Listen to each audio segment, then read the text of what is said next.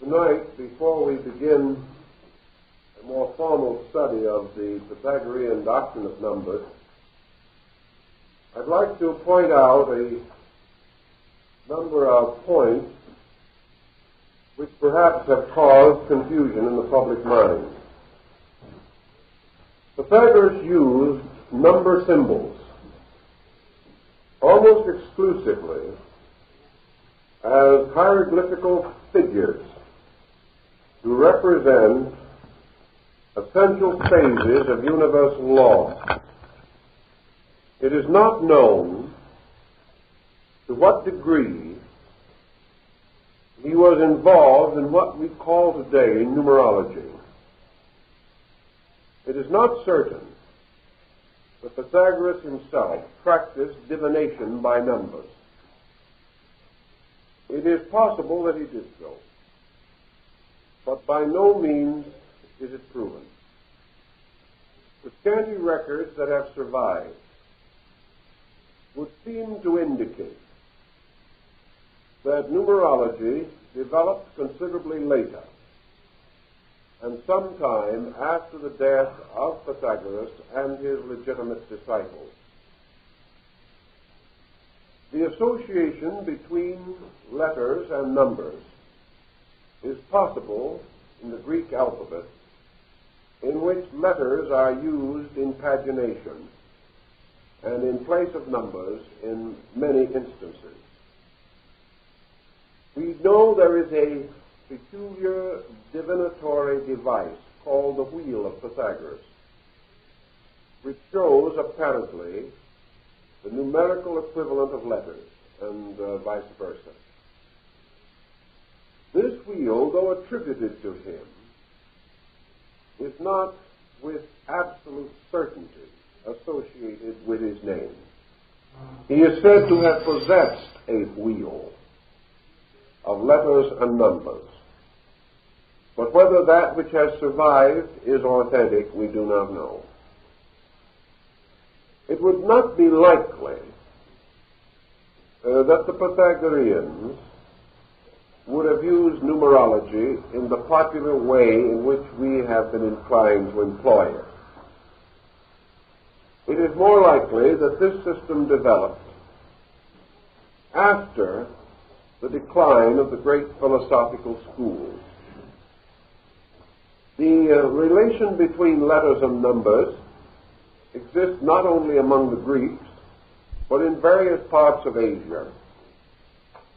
And a Kabbalah of number-letter associations will be found in a number of systems. But we cannot say with certainty that our present numerology is Pythagorean, nor can we bridge the unfortunate difficulty of language changes, inasmuch as the letters of our alphabet do not correspond with those of the Greek closely enough to justify following their rule and transposing it to our modern alphabet. Thus we may say that numerology in the practical or popular sense of the term is an entirely different matter and should not be confused with the Pythagorean symbolism of number.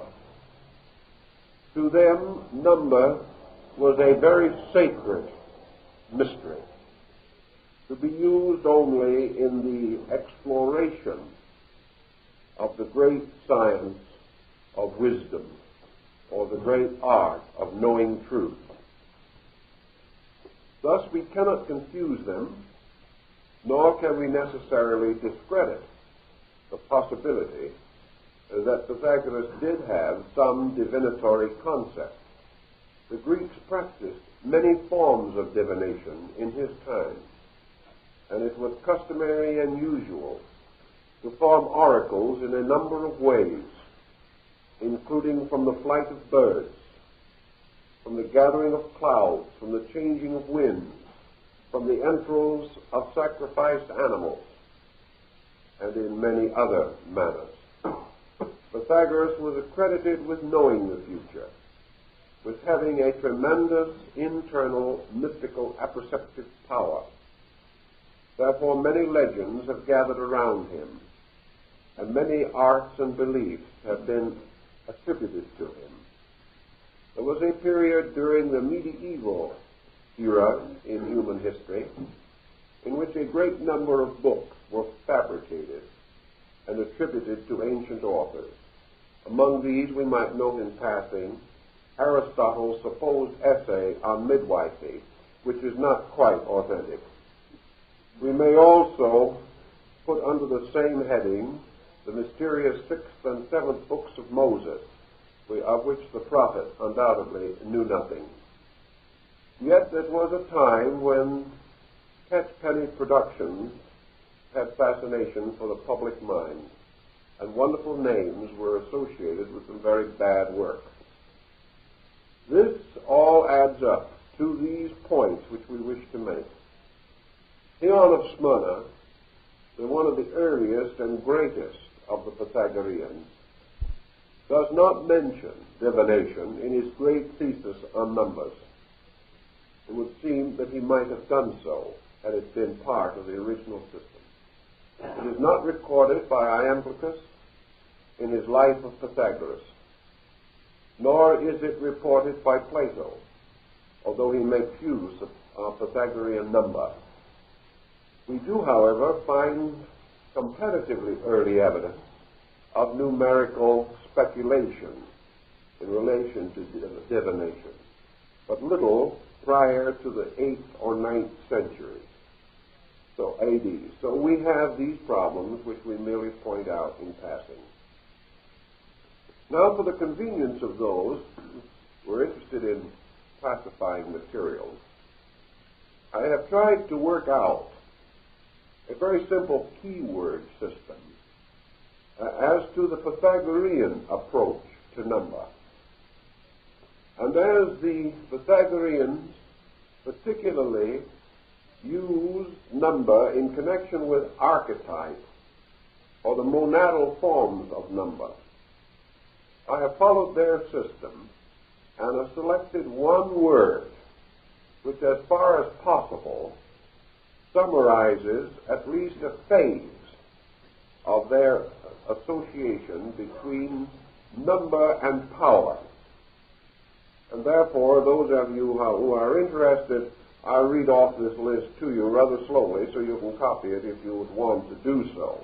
This is merely a keyword analogy, but perhaps it will assist us in the further discussion of the subject. We will use their form then. Instead of the one, we will say the monad. And perhaps the nearest thing to a keyword is identity. Now, in using it as a keyword, we summarize Pythagorean statements such as the numeral of sameness, or that number which is without dissimilarity, or that number which alone knows itself. Many such statements as this seem to carry the general tone of identity with the several meanings of this word. Our own identity is our own monad. The identity in things represents not only themselves as identified, but also common identity, that the same selfness in each is to be regarded as an identity with all other selfness. So in terms, those things which are of a causal nature, approaching the throne of deity, are said to possess identity. Identity with self, identity with all self, identity with deity. And the numeral or the numeration, the monad, carries this thought. The number two, or the duad more completely, is the Pythagorean symbol of dissimilarity. We have already implied that they regarded it as an ill number. They did so because it represents things about which differences are to be noted. It is a number of illusion because difference is illusionary. It is a number of ignorance because illusion, particularly the illusion of separateness, is the root of ignorance. Ignorance is therefore transformed into wisdom to the degree that unity is brought out of division. Therefore, perhaps also the Pythagorean term chaos is appropriate to the duad, whereas cosmos would be more appropriate to the monad. Therefore, dissimilarity is not only essential difference, but the acceptance by the mind of the appearance of difference. Dissimilarity also includes comparison, for by means of it we are tempted to elevate parts above each other and to attempt to achieve to a comprehension of good without overcoming the primary evil, which is division. Therefore, of two or more things we may say this is good, this is better, this is best. Yet none of these three can be best, because only the one can be best. Anything that is not the one cannot be elevated to a superlative position. Elevation, therefore, in Pythagorean thinking, is motion toward unity. And things divided cannot be supreme, although because of the imbalance of divided parts, one may be greater or lesser than another. Yet always totality alone is superior to parts. Consequently, the duad, as a symbol of separation, becomes a proper emblem of man's division from truth, and separation is appropriately the symbol of interval. Interval between objects is measured in distance. Interval between qualities is measured qualitatively. But wherever interval or distance exists, the duad is inevitable. All lines must have ends. All separate things must have intervals. And if intervals shall cease, separation shall cease. Therefore, interval becomes the great abyss which man must cross in his effort to be restored to a universal state. To be divided from God is to exist in a state of separation from reality. And separation is a state dissimilar. Thus, in the Pythagorean thinking, among the key words which they themselves have left is this word dissimilarity, which I think conveys a great deal if we want to think about it. We hope that each one of you will think about these words later and see how they are the elements of a very profound series of speculations concerning the nature of being and illusion.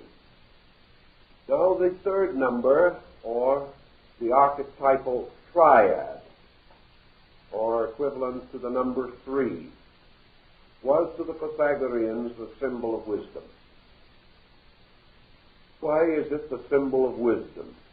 Because wisdom is moderation. And moderation is between extremes. Therefore, out of the concept of extremes and moderation, we developed a trident, or a three-pronged instrument. in which the middle point is equidistant from the extremity. This point is wisdom, because wisdom is equidistant from all extremities. Extremities, as we told you in an earlier lecture, are always represented as phases of dissimilarity, therefore are essentially negative. We do not say that good is opposed to evil. This is a dissimilarity that is illusional. We say that two evils are opposed to each other, and that between them is a point of equilibrium, which is truth or reality. Therefore, the cynocephalous ape in Egypt, the symbol of the human mind, is always seated on the beam of the balance of judgment in order that it may represent equilibrium. Wisdom is equilibrium of mind. Wisdom is the ability of the individual to reconcile divided parts by reason. If therefore such divisions as appear to exist in nature are overcome by the rational power of man, who is able to discover unity as a spiritual experience. To discover unity is to reconcile opposites. And all opposites are reconciled in a neutral state, or a state in which no polarity dominates. Wisdom, then, is equidistant between two kinds of ignorance. Ignorance and wisdom are not opposites, because there are two kinds of ignorance.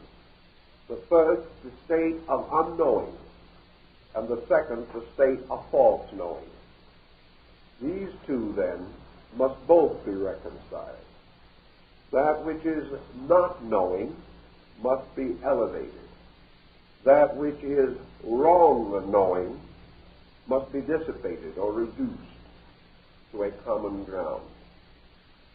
In the same way, virtue is in equilibrium between vices.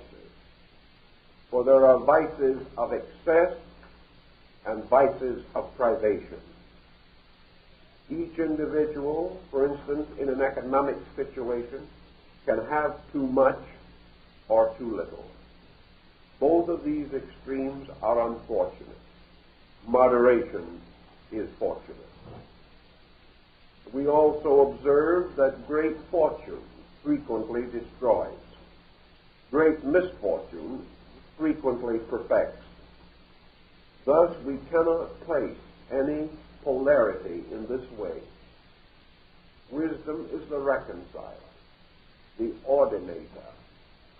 Wisdom is represented by triads, because in these we have balance. And a triangle is a balanced form, and is the least form which can enclose an area, the circle always being infinite form. Thus the triangle, if it be equilateral, represents also the primary parts of man: consciousness, intelligence, and force in equilibrium. And these together constitute wisdom. For if wisdom is, as Socrates said, the recognition of the one, the beautiful, and the good, then it represents a balance in which no part can be deficient without destroying all. Virtues were therefore regarded as triads. The greatest of all virtues is wisdom, because wisdom is the virtue which perfects or makes possible the rational discovery of truth. Thus the term wisdom is appropriate to the triad. Now the next one is a little difficult, but it requires a discrimination on the part of the student. For the four, or the tetrad, archetypally speaking, is the Pythagorean symbol of intellect. And we come for a moment to pause and consider the difference between wisdom and intellect. We must make this discrimination at this point. The four, in its largest sense of the word, was what the Pythagoreans called the little holy number. And among many ancient peoples, the four was the symbol of God. The four, as the fourth number, is considered in a sequence, following the tetractys, or the groups of dots. The 1 plus the 2 plus the 3 plus the 4 equals the 10. And as the 10 is the most sacred of all numbers, 4 represents the least number by which the 10 can be produced by mathematical sequence or simple addition. 4, therefore, carries with it the symbolism of the forces or powers in the universe by which the material creation was brought into existence. The 4, therefore, it was also called the demiurgic number, or the number of the mental or intellectual regent of the universe. Following the Orphic theology, to which we must refer at this time, we recognize a hierarchy or a descent of deities. We know, for example, that the Orphics represented the supreme being under the name of Uranus, or heaven. That Uranus, in turn, lost the kingdom to Cronus, the god of time. And Cronus, in turn, was dethroned by his own son, Zeus. Zeus, or the Latin Jupiter, thus becomes the demiurgic power. For according to the Greeks, it was Zeus who created the mundane universe and is embodied in it. Uranus created the spiritual universe. Saturn created the psychic or soul universe, and Zeus created the mundane or material world. And therefore, this great material creation is the body of the Demiurgus, or the Lord of the Cosmocrators, or creators of the world. This Zeus is then the third person of a creative triad, and is the power which represents the active principle in nature. The universe being created by will, which is spirit, wisdom, which is the psychic nature, and action, which is the material power. Zeus or Jupiter represents the active or objective principle, or the emergence of life from and in form. Thus he is called the formator, and is so recognized in most systems.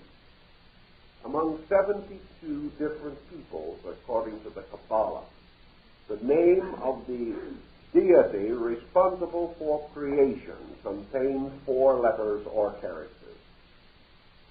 These letters or characters are called in the Hebrew form the tetragrammaton, or the name of 4 letters. And this always implies the third logos, or the creating power of the material universe.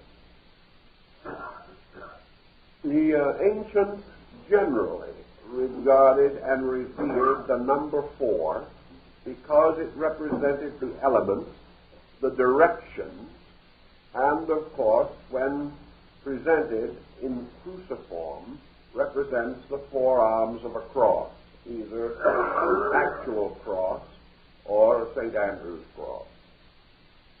The cross was, of course, the symbol of matter or of materiality, and it is therefore the cross upon which the Logos or the Christos is crucified.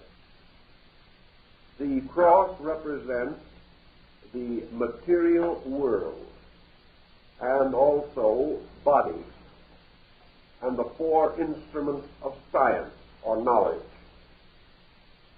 For the Pythagoreans held that man possesses four powers by means of which he is capable of orienting himself in the material world.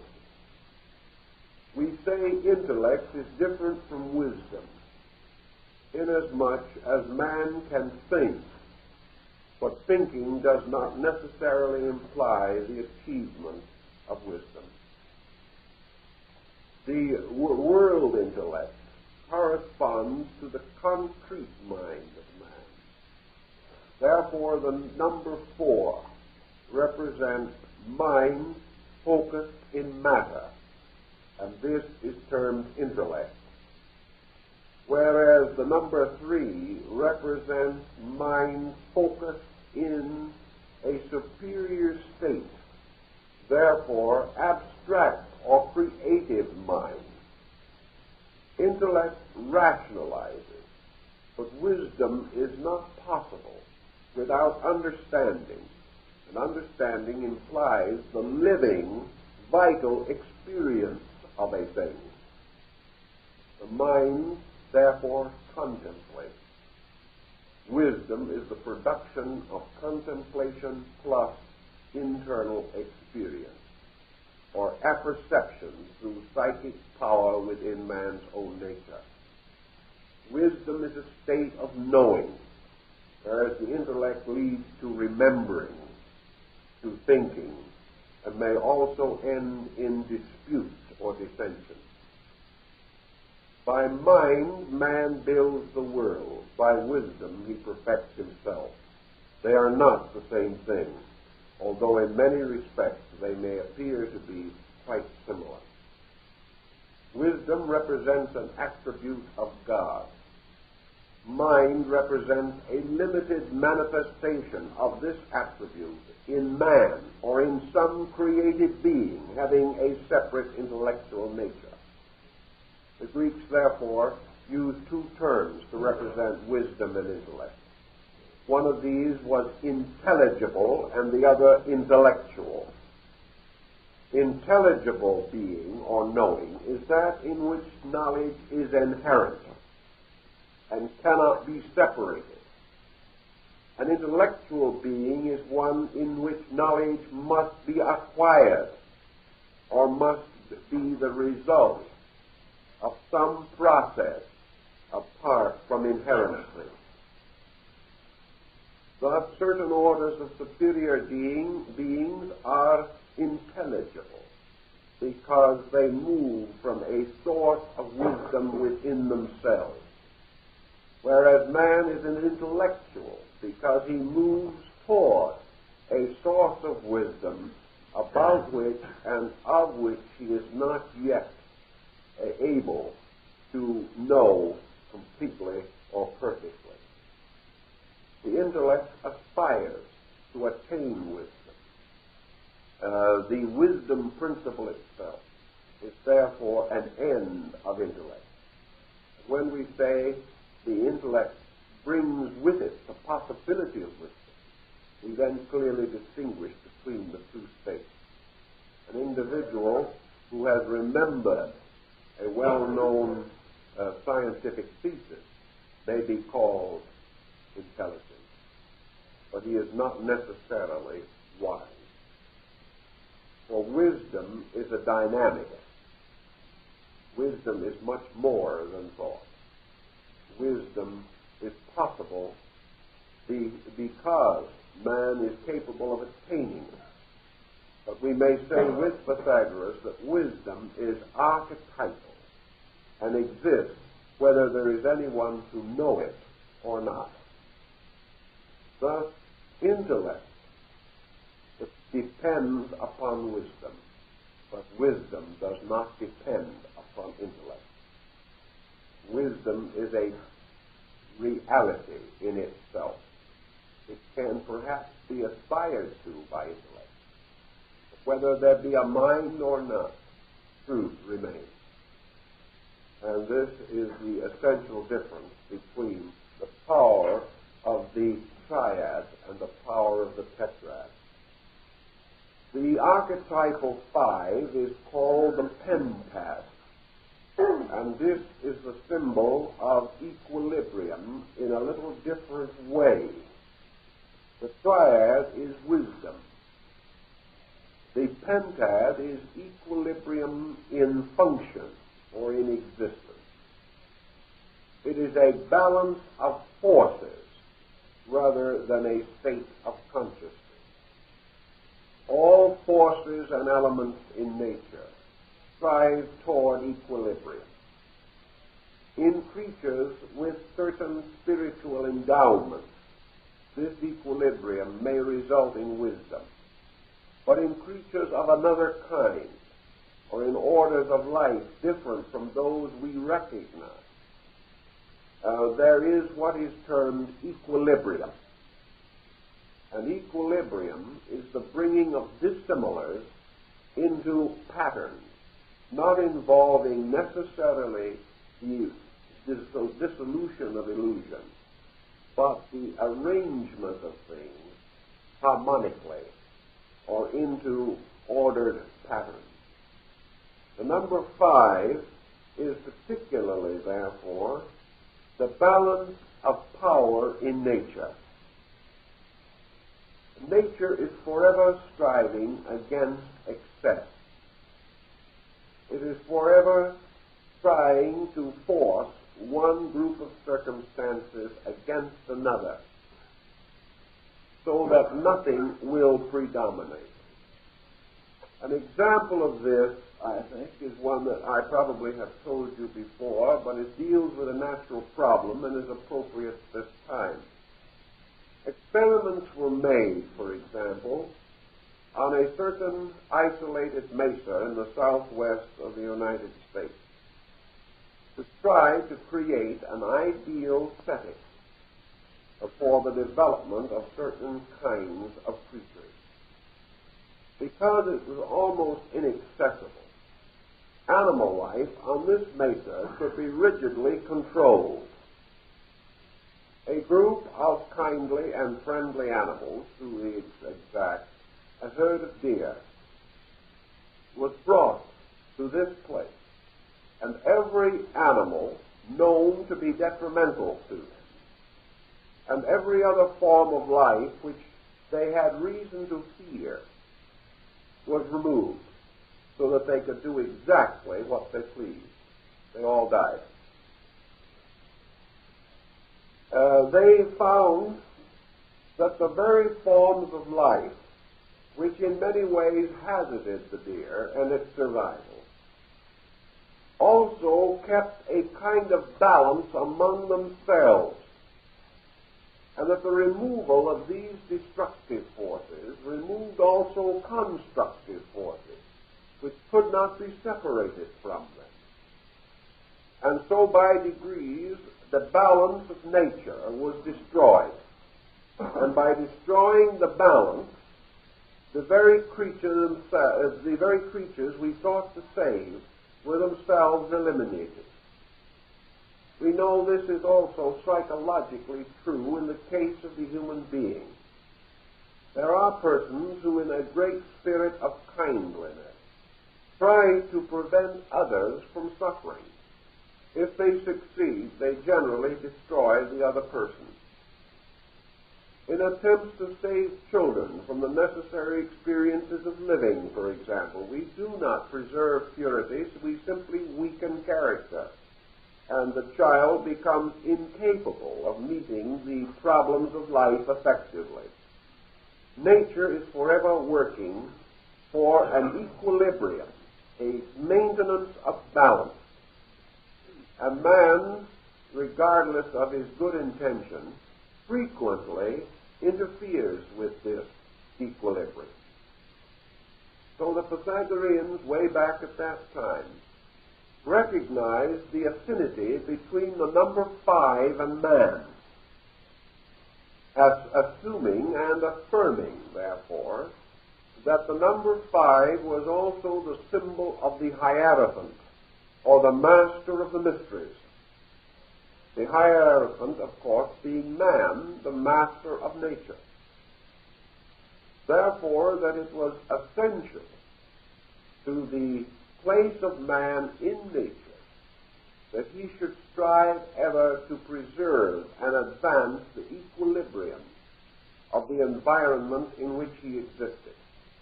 This equilibrium not only assured a better world around him, but preserved him. For man exists only because of a balance of forces.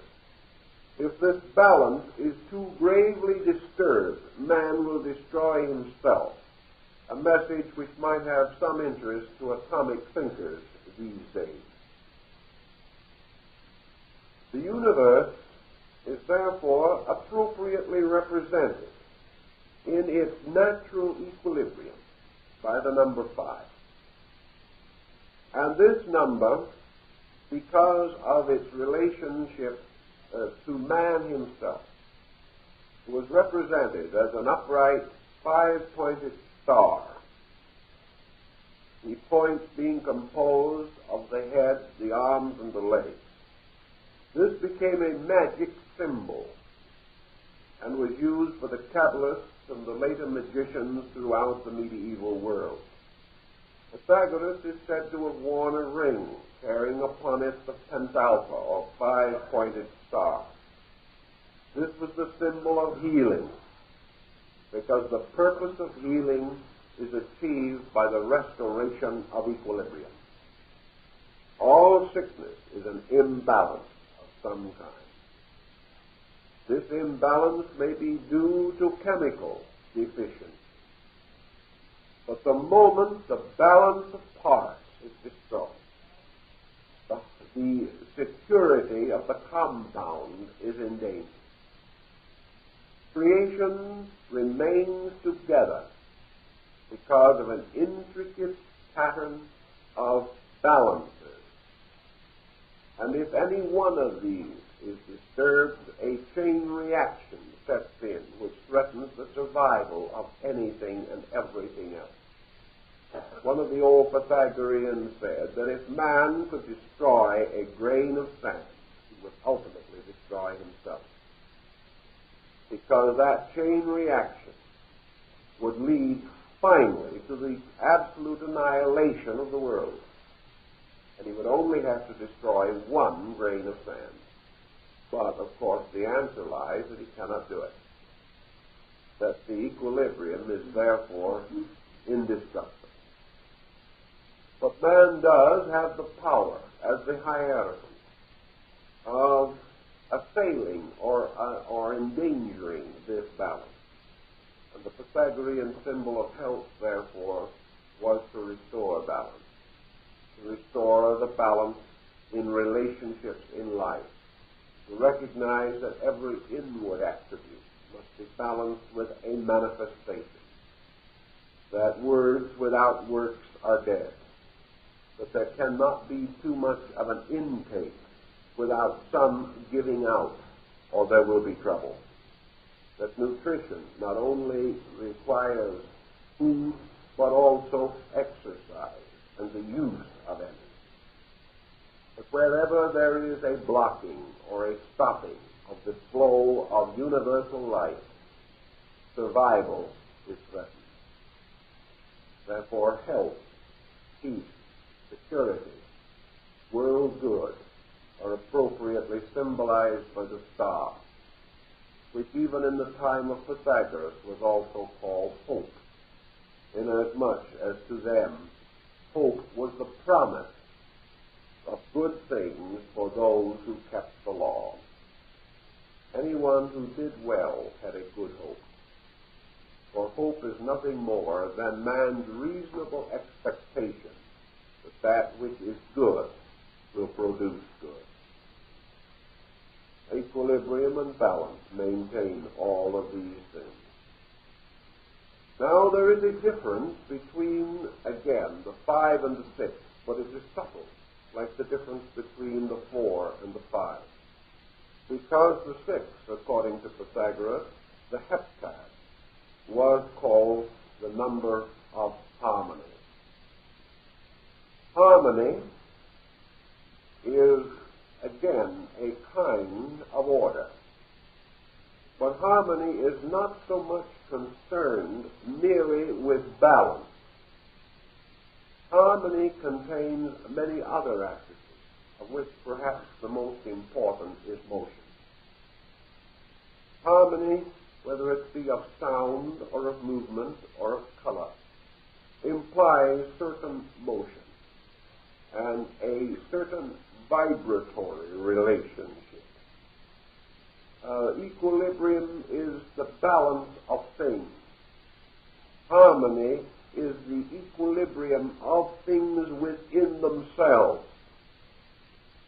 rather than in their relation to other things. The six, of course, to the Pythagoreans was also the number of creation. Creation being, of course, essentially and primarily the manifestation of universal law through the harmonic of generation.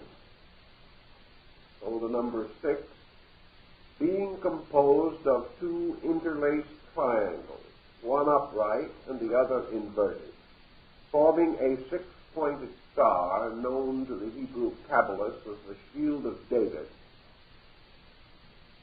This symbol was the symbol of union, in the sense of the union of generation.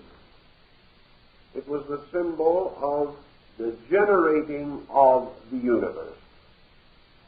And according to the Pythagoreans, therefore, it was called marriage. It was called union of the positive and negative principles of life. In the Bible, the Old Testament, we hear of the 6 days of creation and the 7th day upon which deity rested. In 6 days shalt thou labor and do all thy work. 6 was therefore the number of labor, and the great labor was creation. And creation is the primary work of being, and it is also the primary labor of man. For all things fulfilled through creation. And the archetype of creation is the creative act of God itself, or the supreme power. Thus, in the principle of creativity, we also find harmony. Why harmony and creation are linked together by the Pythagoreans may be a little bit obscure. But I think the answer lies in their recognition that creation is ordered or harmonic motion. Creation is a sequential unfoldment or ideation of things from within themselves. In the simple and natural processes of creation, there is no dissonance. There is the dance of life, the magnificent harmony of the spheres, and the very processes of creation are the ultimately natural actions of things. Therefore, the inevitable and spontaneous fulfillment of the purpose for existence is harmonic, it's beautiful, it's orderly. We gain another concept from this thinking in connection with the first chapter of St. John, where we find that in the beginning was the Word. The Word, or fiat, the creative tonality, which we find returning again and again in religious and philosophical systems, in the mantrams, or sacred chantings of tones, and in the garlands of letters of yoga and tantra. We have the recognition that creation is sustained by a great harmonic principle, and that the universe is composed, as the Greeks pointed out, of number, color, and form. That all things move according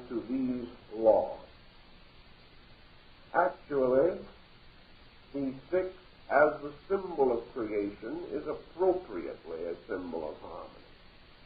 For there is not a star which thou beholdest, but in its orbit like an angel sings, hymning to the young-eyed cherubim.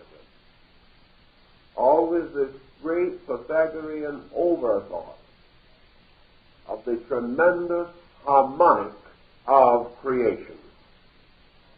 The creation was a song. The creation was a magnificent unfoldment of tonal beauty that actually whirled with the songs of angels, and that everything that grows and lives is in some way the lengthened shadow of a song. That Pythagoras was a musician, that he had the sensitivity of the musical consciousness, we know, and we can understand why, to him, as to Bach, mountains were set in key, and various changes of climate and temperature, storms and wind and waves, were point and counterpoint. These things were all part of one tremendous rhythm. And man listening, as Pythagoras did, for the tone of nature, the great tone of China, the inevitable song that extends and expands and goes on forever. He realizes with Pythagoras that this whole universe is maintained because of a great tonal vibration. Also that everything that lives has a tone, a keynote. Caruso was able to break glasses by sticking them with his finger and then singing the tone until the glass broke. Glasses and other fragile instruments can be broken by the tolling of a bell. And from the tuning fork, we realize how sounds are carried and can be picked up. Pythagoras, marching with his disciples through cities, played upon his lute the keynote of the great architectural building pattern, declaring that every piece of symmetrical architecture was built around a musical form or pattern. And that if this keynote was emphasized in a peculiar way, the building would fall, even as the walls of Jericho fell when the trumpet sounded, when the tribes of Israel led the sacred covenant around the walls of Jericho. So the universe was a great mystery of harmony.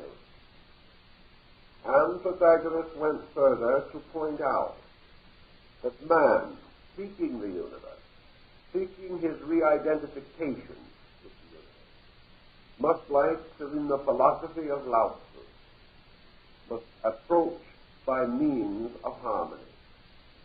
By the harmonic proportions of his own soul, man was able to hear the music of the Spirit. By the mysterious silences and quietudes of his own consciousness, he was able or could become aware of the great tone, the great universal note which sustained all things. Thus creation was indeed the blazing forth of sound, around which forms were gathered, and every living thing is a sound embodied in a form. These thoughts all relate to the mystery of the number 6, which to Pythagoras represented, therefore, the whole mystery of harmony, the whole concept of man's ability to bring himself into harmony. And we have the harmonics of good and evil. We have the harmonics of ignorance and wisdom. And today we are beginning to recognize the importance of the therapeutic value of sound and harmony in connection with sickness. we know that when we speak of harmony, we speak of several things. For in a mysterious way, we use one word to cover two grand ideas. One of these covers the concept of sound, the other the concept of integration. When we say a person is harmonious, we do not necessarily mean that he is singing, nor do we necessarily mean that we hear some sound coming from him. We mean by harmonious that there is no discord in his nature, that he is a concordant person, and that therefore his whole nature is a melody of conduct, a melody of natural motions and emotions, a melody of synchronized parts of function. At the same time, we use the term harmony to represent an advanced form of musical composition, one of the last and greatest forms to be developed. Because we recognize in music 3 degrees also. We recognize the basic principle of rhythm, which is perhaps the oldest form of music that we know, largely the result of primitive percussion instruments, the drum and things of that nature. Then we recognize melody, which is a continuous story unfolding in tone. We know the Greeks at the time of Pythagoras sang only by melody, and that also that they had no essential keys as we know them, nor did they train their voices in any harmonic arrangement. As one old writer points out, they all sang the same words at the same time, and they sang according to the convenience of their voices. Now that might or might not be particularly delightful to us at the moment. They made no effort to agree as to the key or pitch. They simply spoke musically, or with the concept of music. But Pythagoras does receive considerable credit as having introduced the concept of harmony, although it languished for a long time thereafter and did not have immediate recognition. But harmony represents intervals and the recognition of intervals, producing such things as the diapente, the diatessaron, and things of that kind, the intervals of music that are harmonic and enharmonic. This also tells us that harmony has to do with the knowledge of intervals. And this again has to do with the ordering and the sequencing of various attitudes. Harmony in music is the ability of two things essentially different to unite to produce a common concord. Thus, individuals thinking and living according to the conveniences of their temperament may still unite to form an harmonic composition.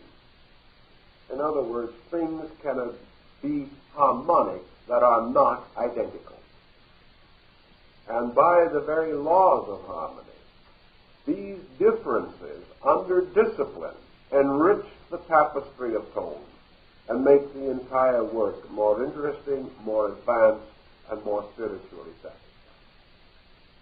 All these are rules and laws, then, that come under the heptad, under the hexad. But we must now go on to the heptad, which is the archetypal form or power of the number 7. Pythagoras gives us many keywords, but they are all, I think, summarized in one law. Number 7 is the number of the law.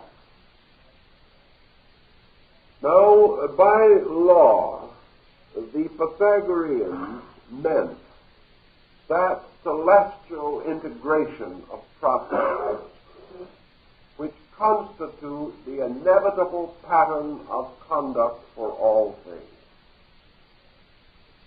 In other words, the will of deity is revealed through law,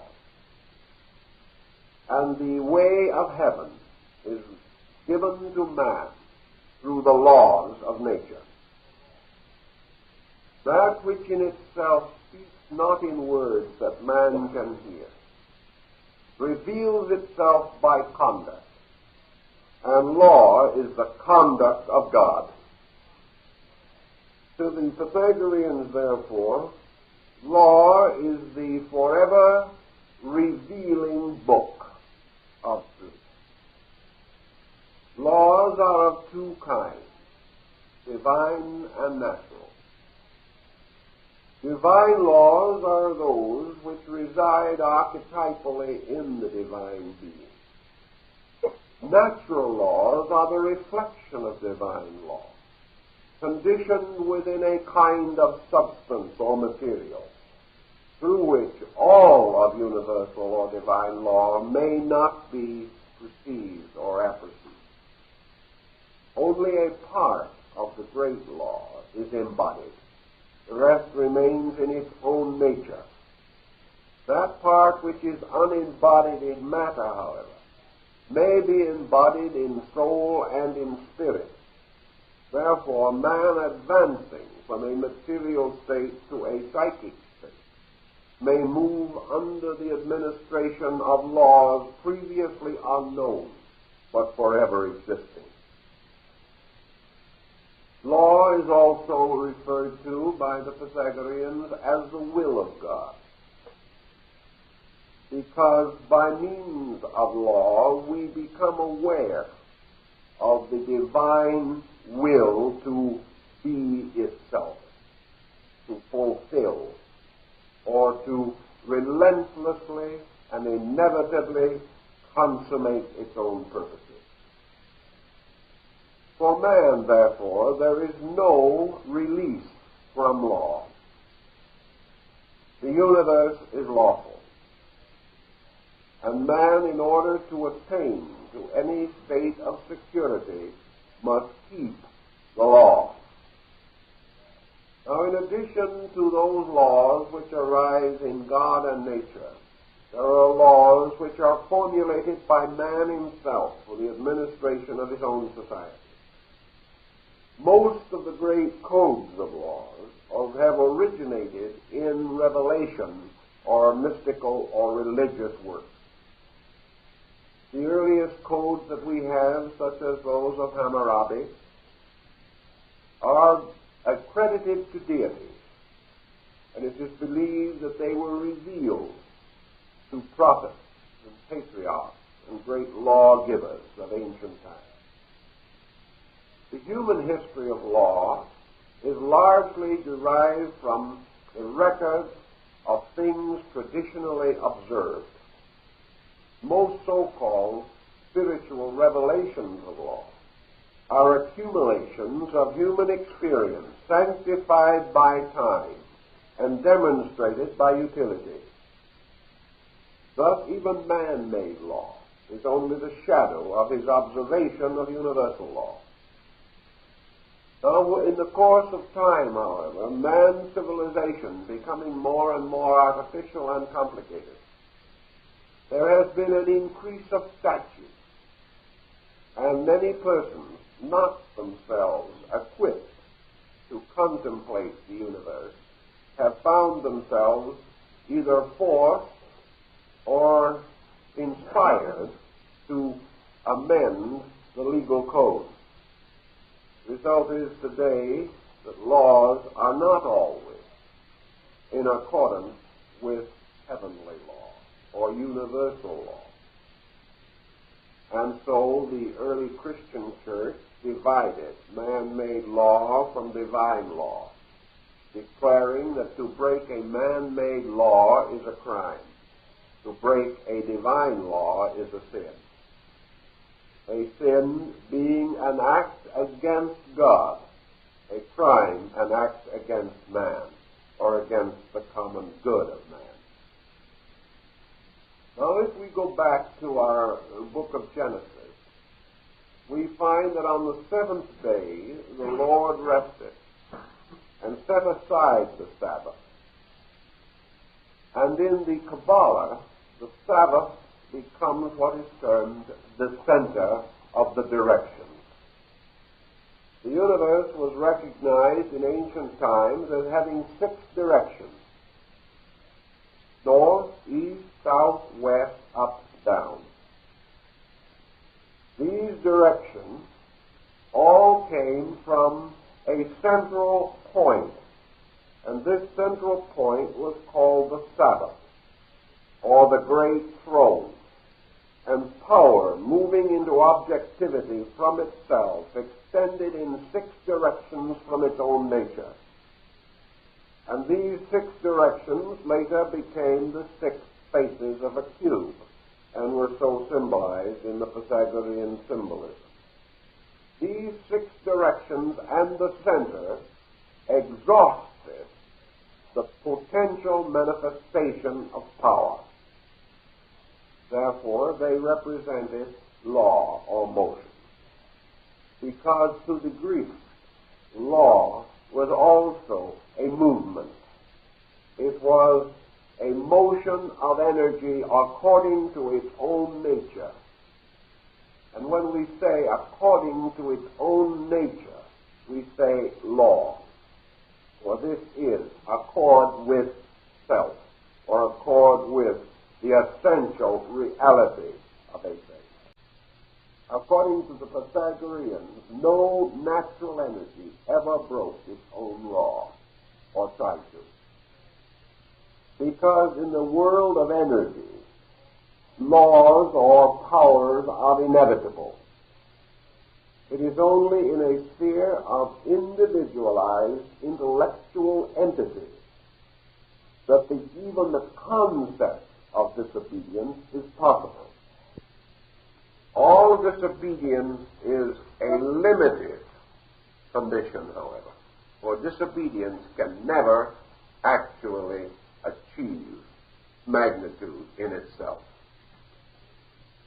For things moving according to their own natures are considered lawful. And in this concept of law, we also have the recognition that the divine law, as a manifestation of the divine will, constitutes the secondary definition of good. Therefore, good and God are of the same origin in the old Anglo-Saxon. And good is that state of a thing existing according to itself.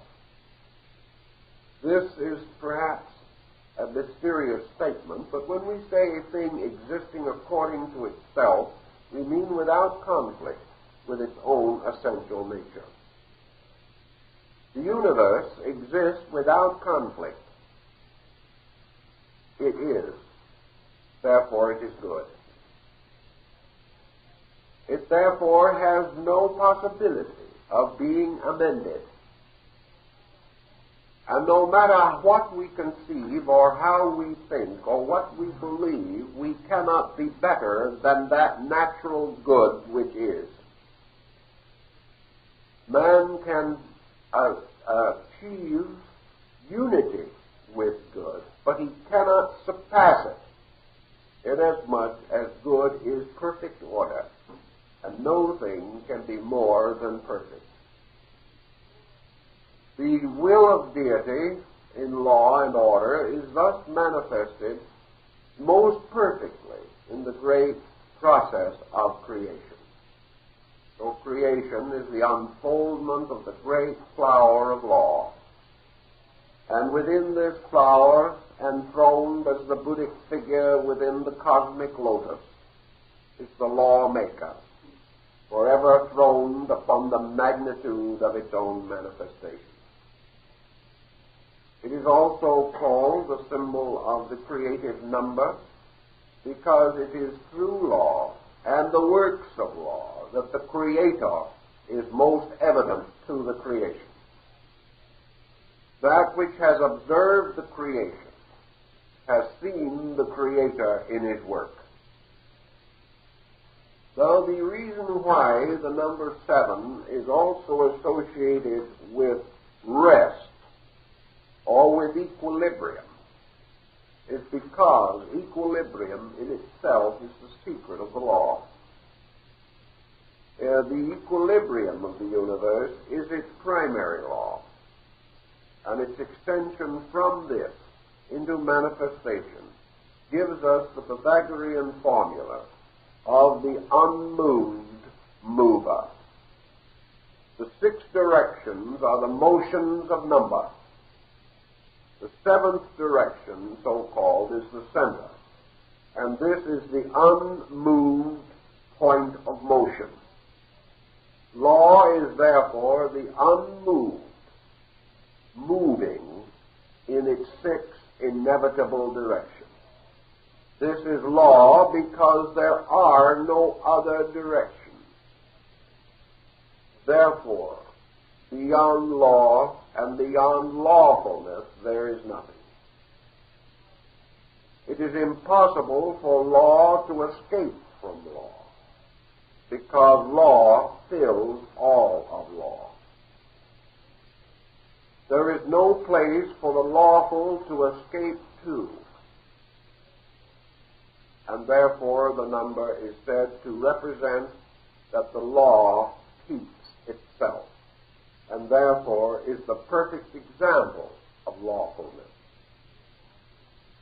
There is also the interesting and mysterious idea of this central point of equilibrium, or the unmoved. Law exists only as a result of the motions of being. Therefore, if the motion of being ceases, and all things created return again to the root, law is said to sleep. Law rests because it cannot exist apart from manifestation. Law is motion and things unmoved, therefore alone transcend law. And the central point of transcendence represents also the point of synthesis. God in its own nature is one. God in manifestation is 6. God, the nature plus the manifestation equals 7, which is the exhaustion of the creative power of number. Now, I hope that that is clear. Anyway, we must now go on to the next symbol, which is the ogdoad, or the 8. Now, the 8 was conceived by the Pythagoreans to represent the striving of the 2 serpents that were twisted around the caduceus of Hermes. But the 8 is also the peculiar psychical motion of the magnetic pole of the earth. It is therefore a curious, endless band which crosses itself in the middle and goes on and on. In the tarot cards, it is represented by the strange tilted brim of the hat of the juggler. It is the symbol of continuous, unbroken motion. Therefore, we are not surprised to find the Pythagorean key word for the number 8 is love. Now, we wonder why it should be so decided or so considered. So let us analyze for a moment the concept of the number 8, which is an endless band turned upon itself. It is not merely the serpent with a tail in its mouth, the symbol of eternity. It is the symbol composed of 2 apparent circles formed by 1 circle.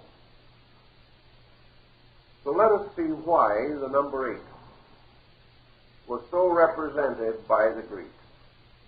Of course, the number 8, is a number which, if divided, gives us 2 fourths, which, if in turn divided, gives us 2 twos, which, if in turn divided, gives us 2 ones.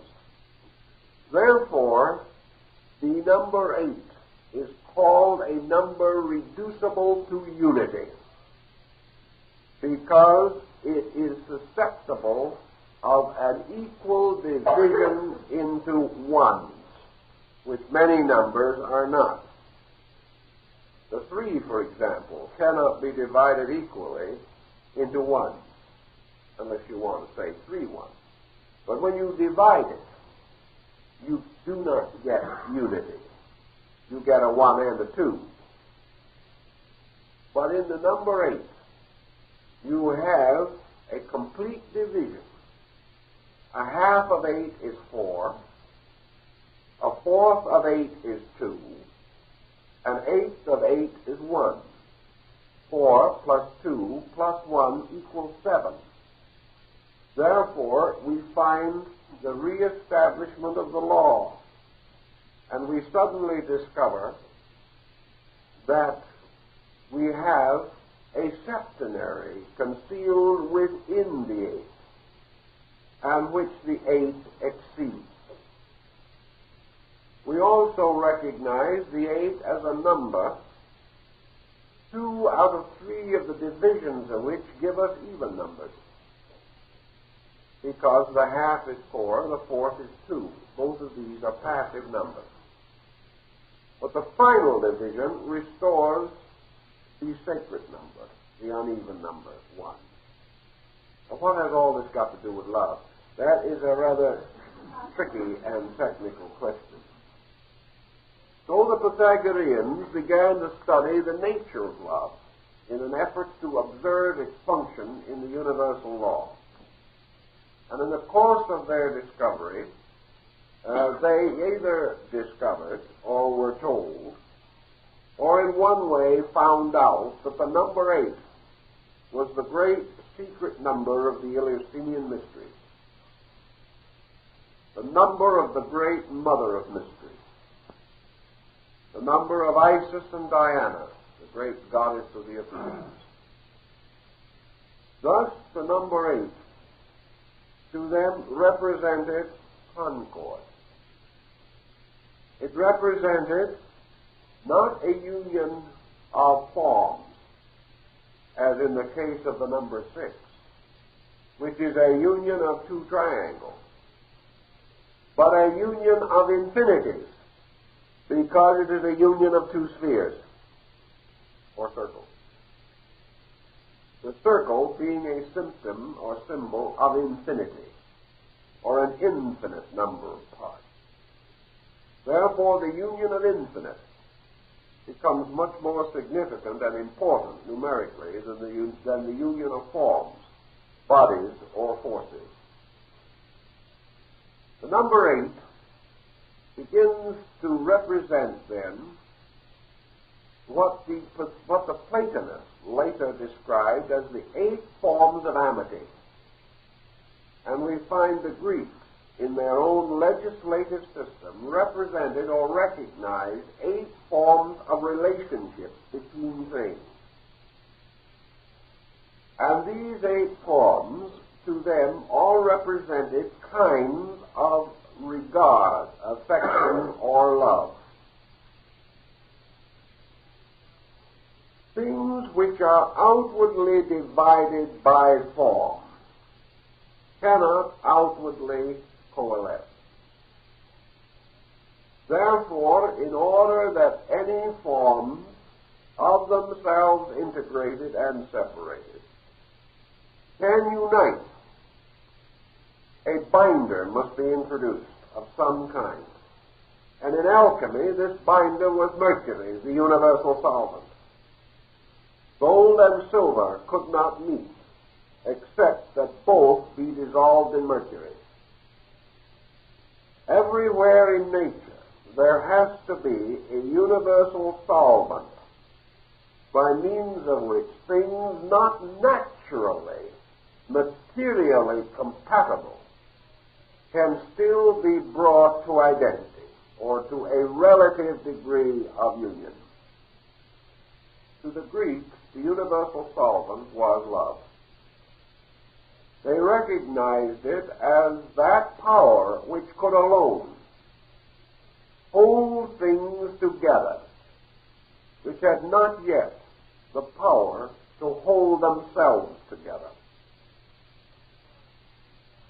If man, for example, could experience identity with another creature and could know himself and that other creature to be one, we would have an entirely different concept of relationship. Christ said, "I and my Father are one." Man can say this, but he cannot experience it. He cannot know it. Therefore, where the individual may not know that he is God, the religious systems of the world tell him, therefore, to love God, and that through the love which he bestows upon God, he builds a bridge between God and himself. And in life, for man, the union of divided parts is through the bridge of human regard, affection, and respect. Now, the eighth is composed of two fours. And we have already recognized from our study of the four, or the tetrad, that the four represent the divine power involved in the creative process. In other words, the Lord of the material world, and also that part of man which is involved in the psychic mystery of generation. A four may likewise then be considered equivalent to the human psyche in the sense that it represents the demiurgus or secondary creator. For as the universe creates the soul, so the soul in turn engenders the body, fashions it, forms it, and molds it into the likeness of itself. Therefore, an ensouled body, whether it be the solar system or a minute atom, all ensouled bodies are tetrads, because four is also the least number of surfaces that can enclose an area. Thus, any human being is a tetrad, a body and soul. The ogdoad becoming the symbol of two ensouled bodies, therefore becomes the number of sympathy. Inasmuch as two ensouled bodies have all essential qualities in likeness or in similarity, all creatures, we will say then, are ensouled bodies. Yet having this great identity of fact in common, they cannot get along. They cannot recognize that in all essentials they are one, and that what we call diversity is entirely of matters not essential or essentially real. Yet by diversity we are infinitely separated. And this separation or self-centeredness of being would ultimately lead to the final destruction of being. For all things, to the degree that they become isolated, separate themselves from the common energies of their kind and perish. Man, therefore, from the beginning has been afraid of isolation. He has striven in every way possible to create bridges between himself and others, not only that he may understand, but that he may be understood both processes being equally important to him. The Ogdoad, then, represents two creations of a similar essential nature, which have been brought together and bound by an endless circuit of energy, forming the mysterious number 8 in form. Thus, the 8 is the symbol of those overtones of regard, those subtle energies of consciousness by which the individual seeks to perfect self through the experience of association, and also attempts to escape from that isolation which means the inability of the self to function. The Greeks recognized that man's selfhood has two essential functions. One is the expression of itself through its own organism, and the second is the extension of that expression of self to the circumference of society. In other words, the person not only wishes, in a sense, to control himself, but he wishes to control others. He wishes to extend his psychic field beyond the circumference of his own body. He wishes to exert influence, which, moving from him, permeates other things, changing them, altering them, modifying them, influencing, controlling them, and perhaps even destroying them. This motion of influence from each person, therefore, becomes the basis of conflict. For conflict is not a struggle of bodies, but a struggle of psyches moving through bodies and moving out to the degree that they become inhibiting upon each other. And therefore, we have the battles of wits and of minds, and the struggles of ambition and things of this nature. 8, because it is a balanced number, because it is an ordered number, indicates a natural and placid association. It is also a passive number, or a negative number, which would imply and infer, therefore, that the virtues which it represents are not virtues of aggression, but virtues of receptivity. Therefore, we say that love seeks not for itself, but for others, and is not a force moving primarily toward self, but from self. And as we study along in psychology and human relationships, we find the individual who loves himself seldom finds any satisfaction in the emotion. To the degree that we center our regards upon ourselves, we are impoverished. To the degree that we bestow them, we enrich ourselves. Passive numbers, therefore, represent indirect methods and would be appropriate to a term like happiness, which can never be the result of a particular effort, but must be the consequence or reaction of things. Therefore, love is a reactive power, the individual growing by what he gives and not by what he has.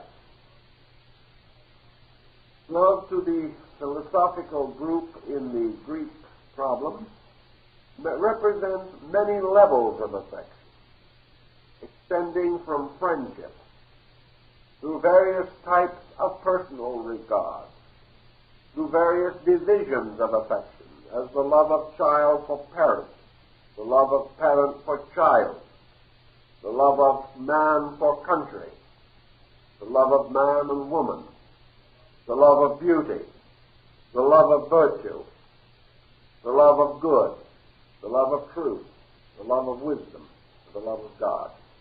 These are all degrees of affection. And strangely enough, all affections of this kind are distantly but inevitably possessive. That which we love, we instinctively possess,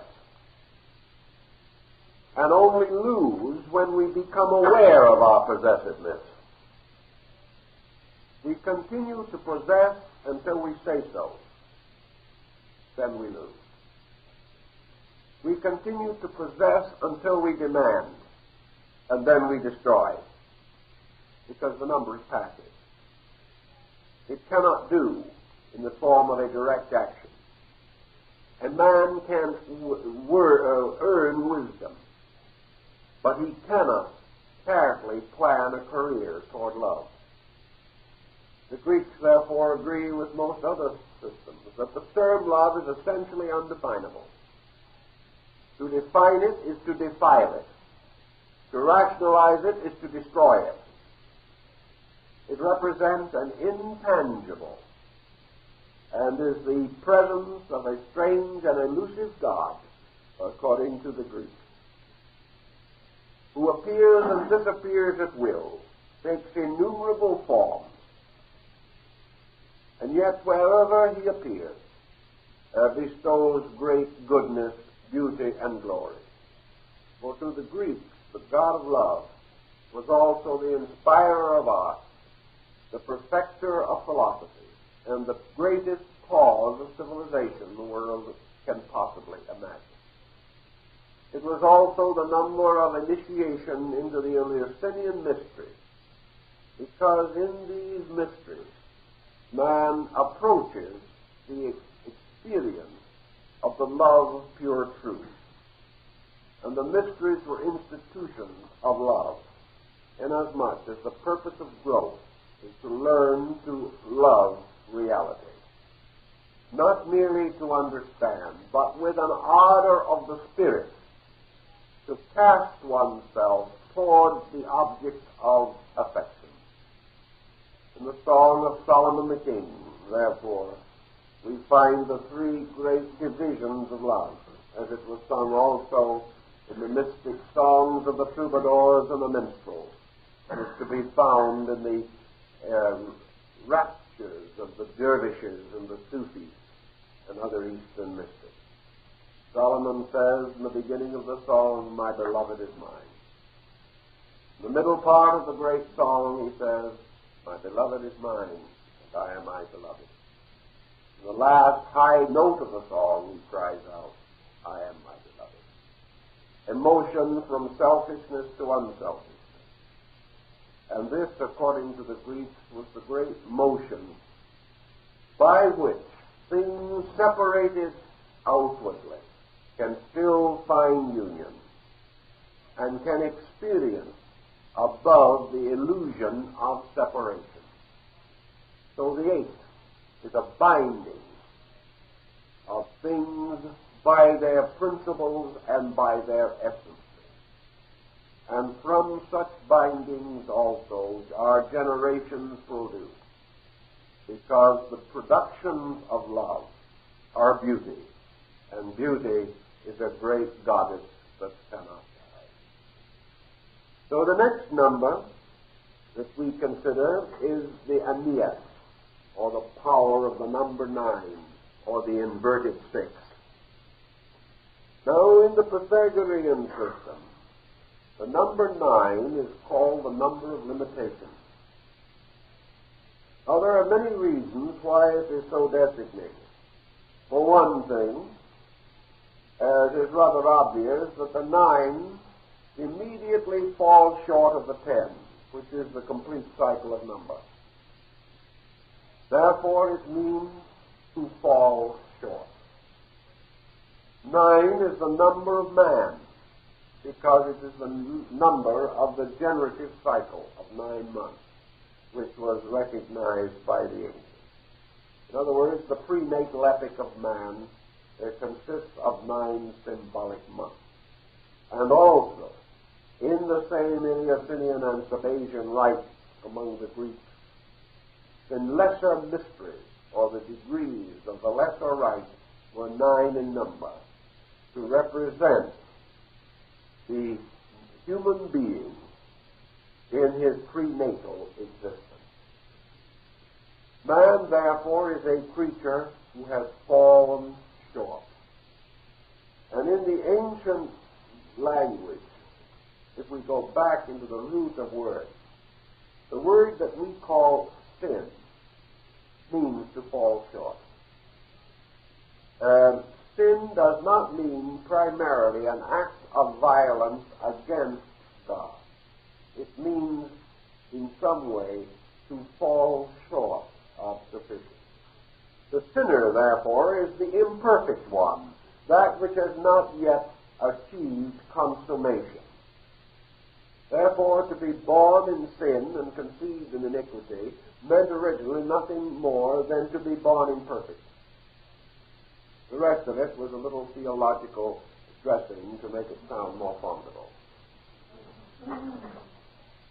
But man falls short.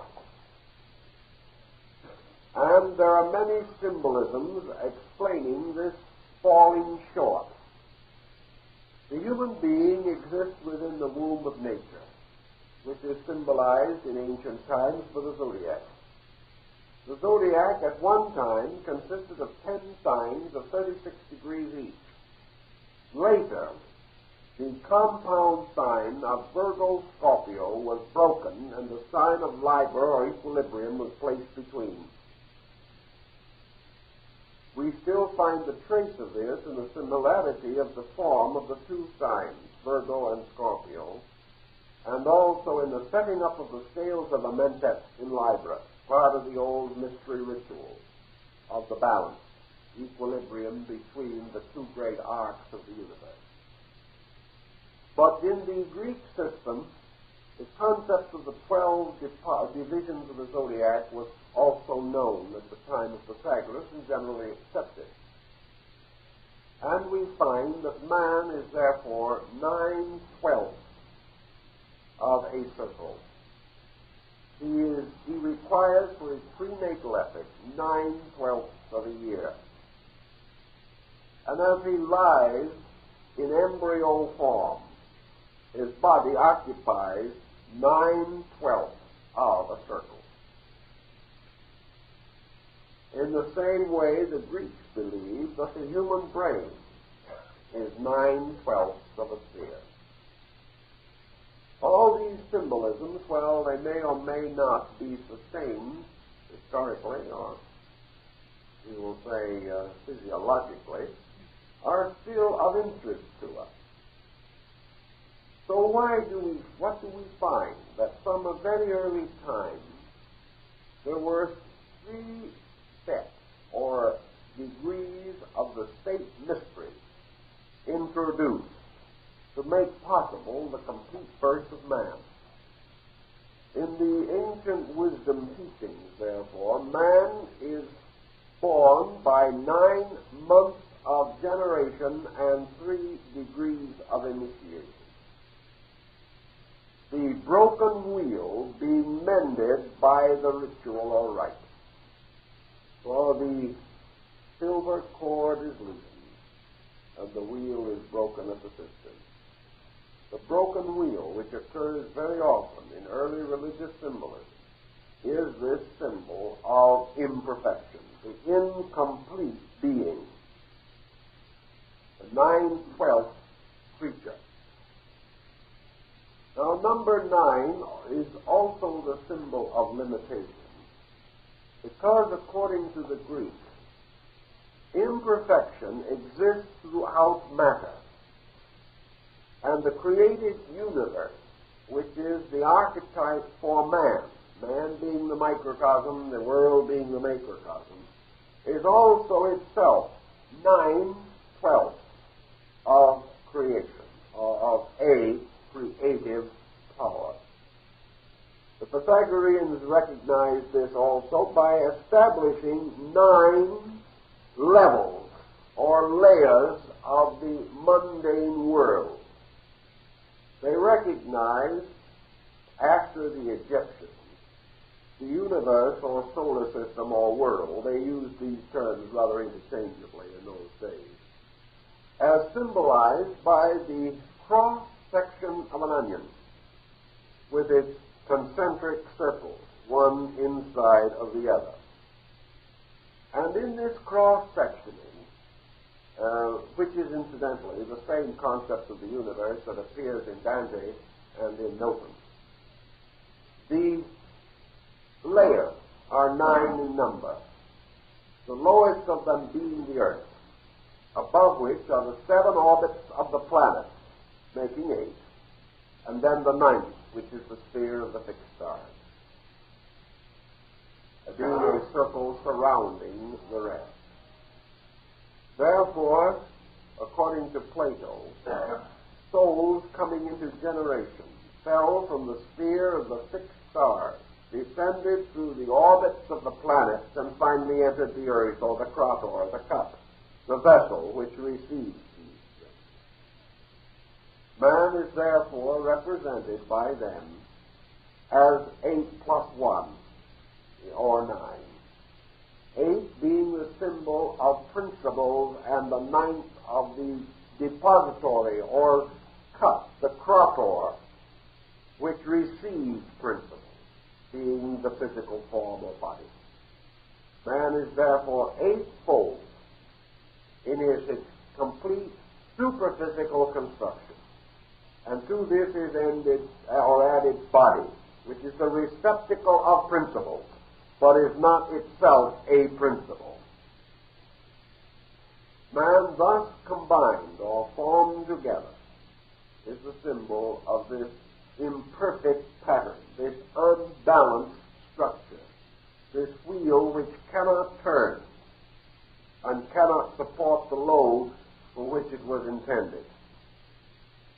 The wheel, incidentally, was not only by the Greeks but also by the Mayas and Aztecs of Central America regarded as a symbol of imperfection, and no wheeled vehicle was used in America prior to the coming of the Spaniards. They considered it a symbol of ill luck or of evil.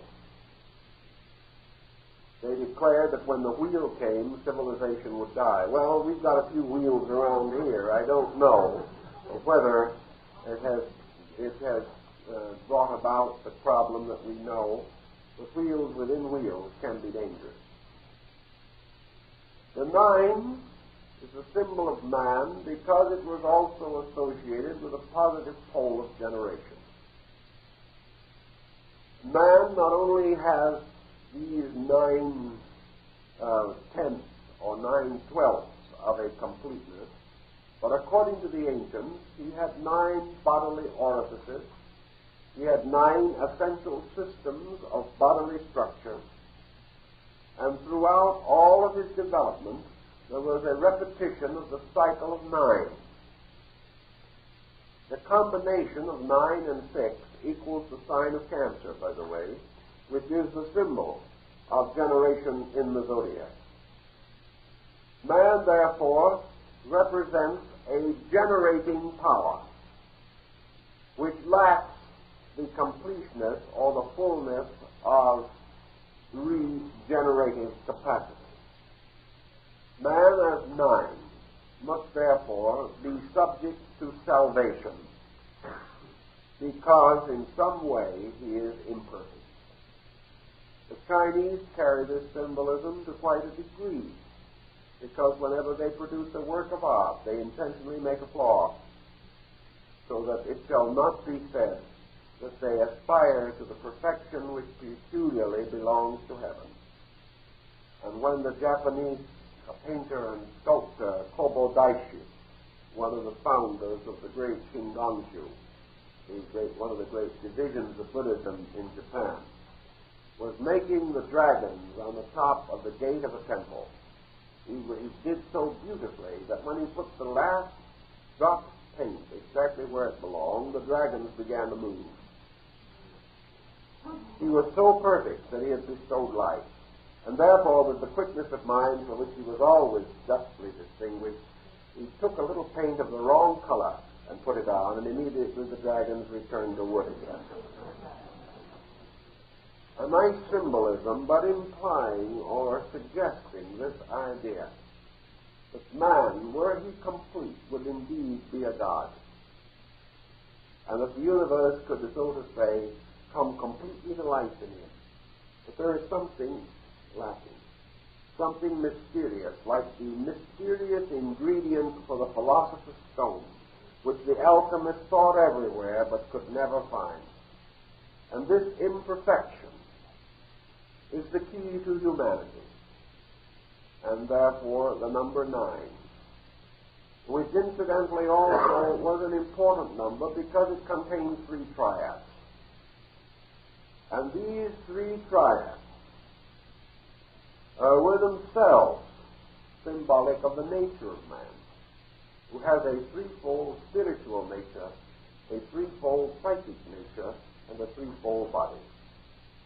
Thus he has everything except the cord to string them together with, and that remains until another number. Man has all the faculties, but he is now struggling desperately for the establishment of that which is missing, and that is what the modern psychologist likes to term integration. Oneness, to bind them together. Man is still a creature divided, because his mind needs the one to make it a unit, to make it a oneness again. So we are not surprised then that the decad, or the number 10, is called by Pythagoras what? Faith.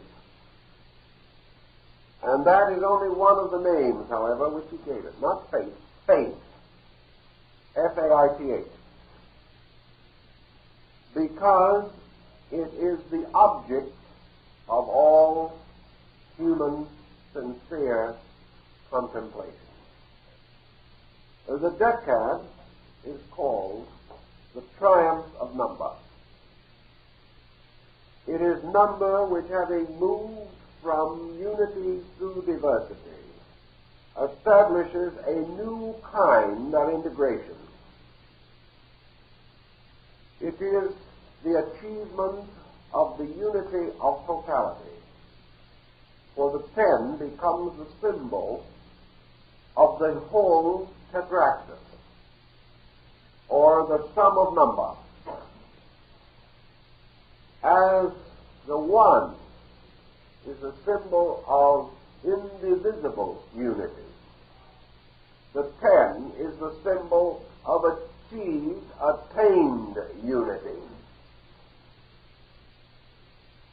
The final consummation of all things in the perfection of themselves is 10. Because to the Pythagoreans, 10 equals perfection, which in turn equals unity. For in their thinking, all things to be perfect must be established in a state of indivisible oneness. A perfect mind must be absolutely unified. A perfect society must be a perfect unit. Everything must be a unit. And by unity, not a compelled unit, but an attained unit. The 10, therefore, is the voluntary association of numbers and their consummation in the reestablishment of a concept of totality. Now, how does man at this stage think this through? How is he to envision a totality which he cannot experience? Every human being nearly is looking toward something more than he is.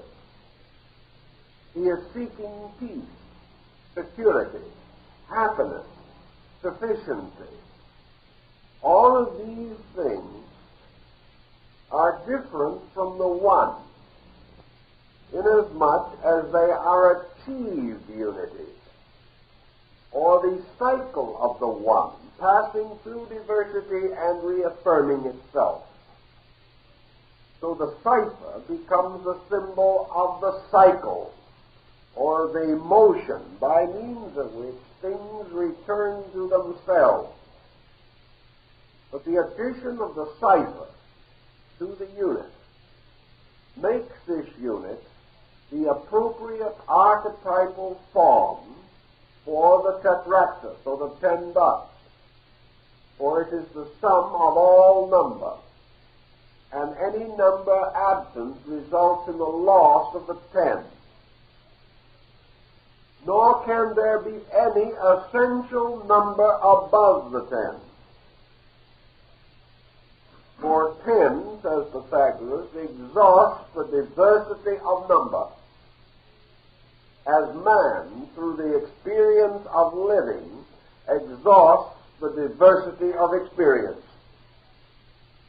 And when you have experienced everything, what have you? Unity. There is nothing else you can have. When you know everything, you know one thing. Because everything is merely a phase of one thing. There are not 10 wisdoms in the world.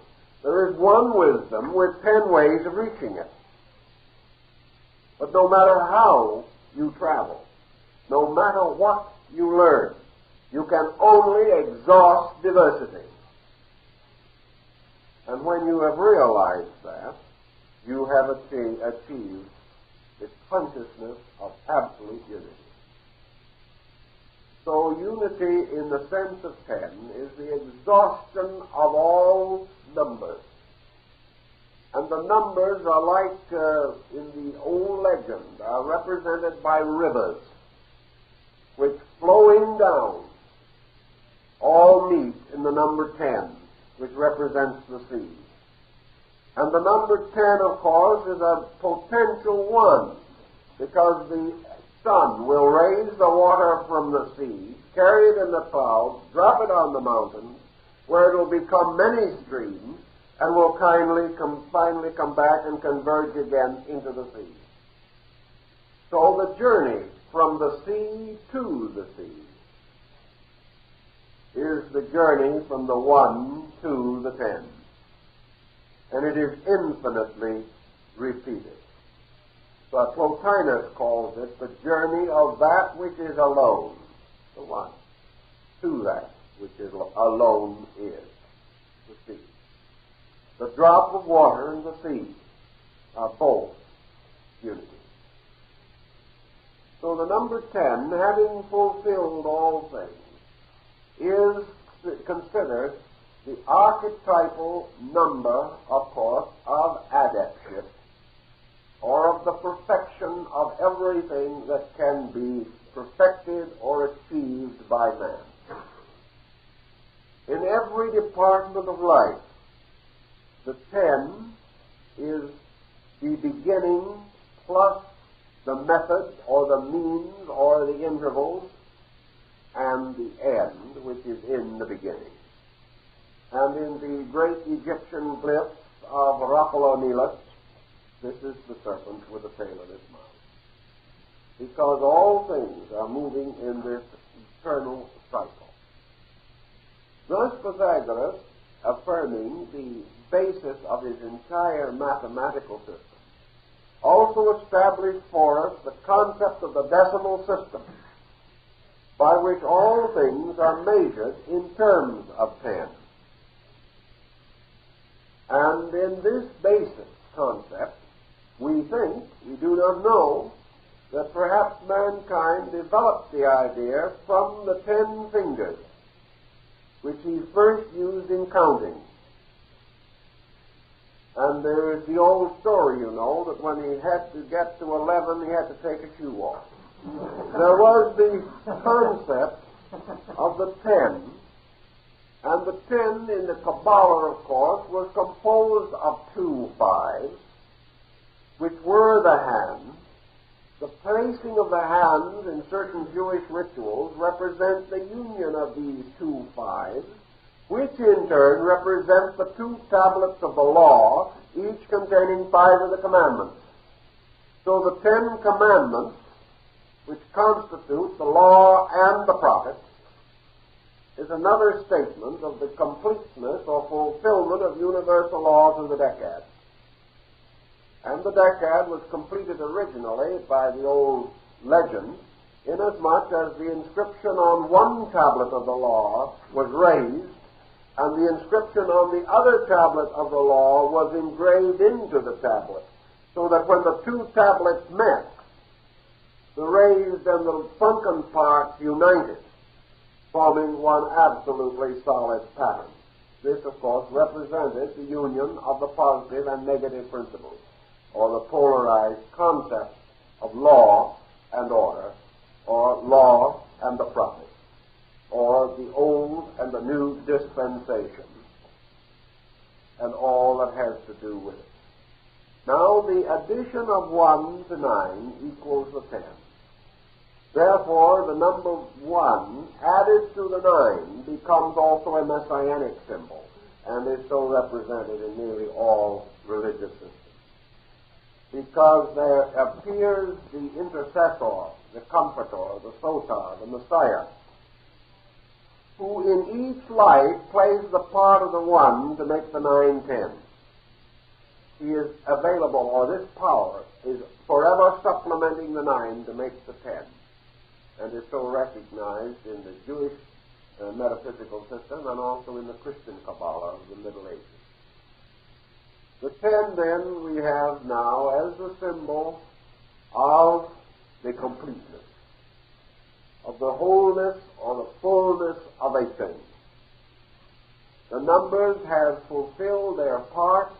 They have been added together, and out of the addition of the first 4 numbers is restored the number 1 again, because the number 1 is the first part of the 10. Now the Pythagoreans and other numerologists after them have taken another attitude, namely that you take your compound numbers, for example, and you add these numbers to find again your basic unity, according to the gematria and the notalicon of the Kabbalists. Thus, for instance, if you have a number 25, you take the 2, add it to the 5, and you have 7, and you go back to your basic pattern again. So all numbers above 10 are reducible to numbers under 10. The general exception in some systems is that 2 numbers, 11 and 22, are not reduced.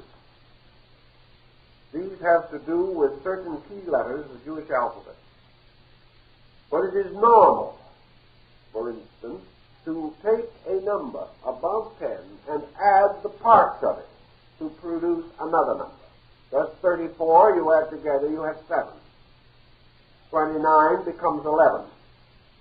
And that number you do not reduce, but leave at 11. Thus, in all these systems, you have some other interesting problems that appear.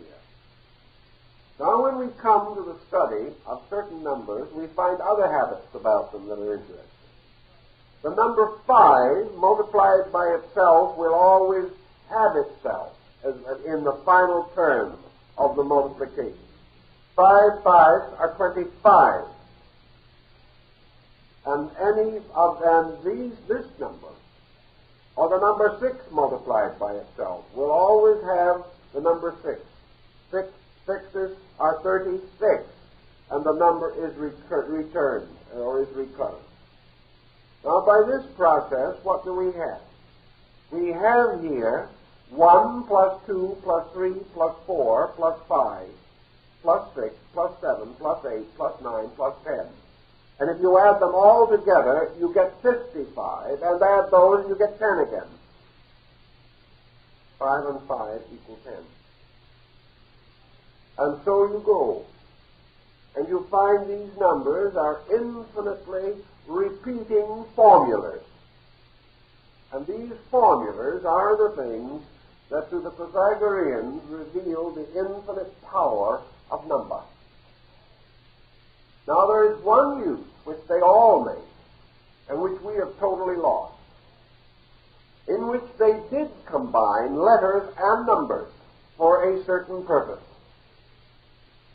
Thus, for example, when they wished to conceal an energy, universal power, or agency under a name, they would select for that name one the sum of which numerically would be equal to the power intended. This was done by a particular process. Therefore, the Gnostics took the deity Abraxas, which was their god of the cycle, and the Greek number system associated with the letters is such that the numerical power of Abraxas is 365, which is the symbol of the year. They frequently made use of this type of symbolism. Therefore, the number 666, which is associated in Revelation with the beast, is the sum of the numerical value of the Greek word, which means the lower intellect. Thus, they used words and numbers to indicate particular meanings, in order that each of these meanings might be meaningful and obvious through a Kabbalah or through a method. Thus, according to Pythagoras, take the names of any of the Greek deities, take their numerical equivalent, and you can reduce them on the tetractys to the power for which they stand. This is because these names were selected by the ancient Orphics with this purpose in mind. And the Egyptian system upon which it was built was much earlier than Greek civilization, although Pythagoras was the first to publicly describe it. Thus, all, perhaps, of the admonitions that we find in the book of Revelation, for instance, are meaningful. For it calls a particular spiritual penalty upon anyone who shall change the spelling of a single name. And no one knows why. But it was because of this analogy between the meanings of letters and of the power of number.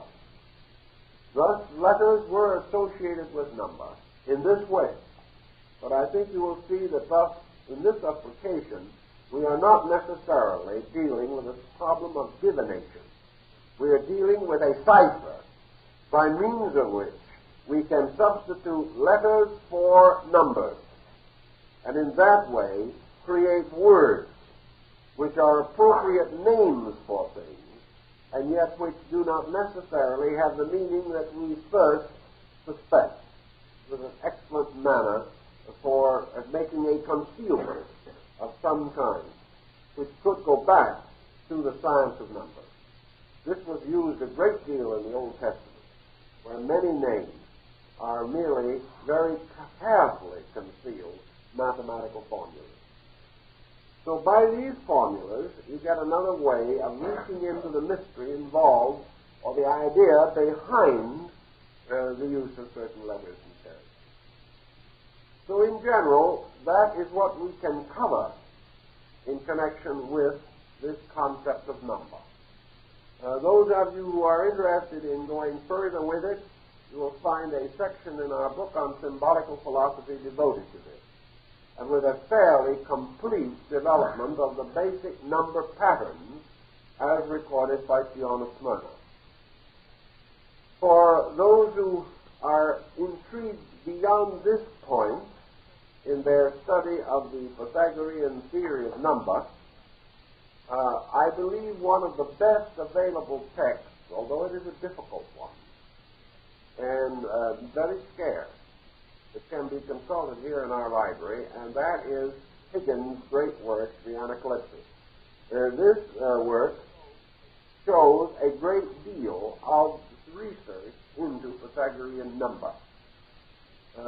Many secret societies, incidentally, that survive today have numerical symbols which can be reinterpreted in terms of letters and back and forth. These things become an interesting problem. Dionysius describes the Logos, or the great figure, blazing in light with every letter of the Greek alphabet located on some part of its body.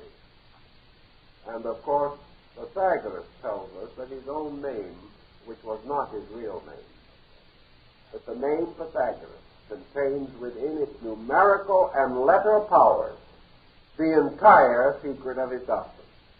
It was never left in any other form. So this is the philosophy of number. And for those who wish to extend the research, it can be a very intriguing problem.